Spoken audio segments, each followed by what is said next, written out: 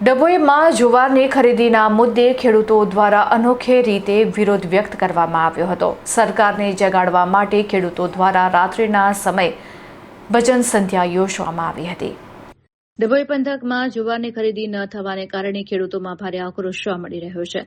સરકાર સામે પોતાનો રોષ ઠાલવવા અને ઊંઘતા તંત્રને જગાડવા માટે ખેડૂતોએ રાત્રિના સમયે ભજન કીર્તન કરીને એક અનોખો વિરોધ પ્રદર્શન કાર્યક્રમ યોજ્યો હતો।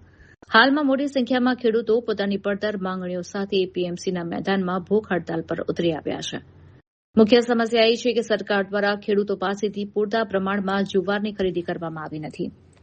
એક તરફ સરકાર ખેડૂતોના હિતની મોટી મોટી વાતો કરે છે તો બીજી તરફ જગતનો તાત પોતાની મહેનતની ઉપજ વેચવા માટે રઝળી રહ્યો છે।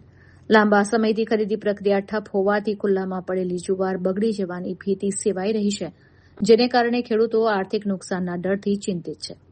આંદોલન પર બેસતા પહેલા ખેડૂતોએ પોતાની વ્યાજબી માંગણીઓ અંગે નાયબ કલેક્ટરને આવેદનપત્ર સોંપીને રજૂઆત કરી હતી, પરંતુ તંત્ર દ્વારા કોઈ નક્કર પગલાં ન લેવાતા ખેડૂતોએ આંદોલનનું શરણું લીધું છે। ખેડૂતોએ સ્પષ્ટ ચિહ્ન આપ્યું છે કે આ વખતે લડાઈ આરપારની છે। જ્યાં સુધી તેમની તમામ જુવારની ખરીદી સુનિશ્ચિત કરવામાં નહીં આવે ત્યાં સુધી આંદોલન સમેટી લેવામાં આવશે નહીં। સરકારને જગાડવા માટે આગામી દિવસોમાં પણ રોજ અવનવા કાર્યક્રમો દ્વારા વિરોધ પ્રદર્શન ચાલુ રાખવાની રણનીતિ ઘડવામાં આવી છે। હવે જોવાનું એ રહે છે કે સરકાર ક્યારે જાગશે અને ખેડૂતોની આ મુશ્કેલીનો અંત ક્યારે આવશે।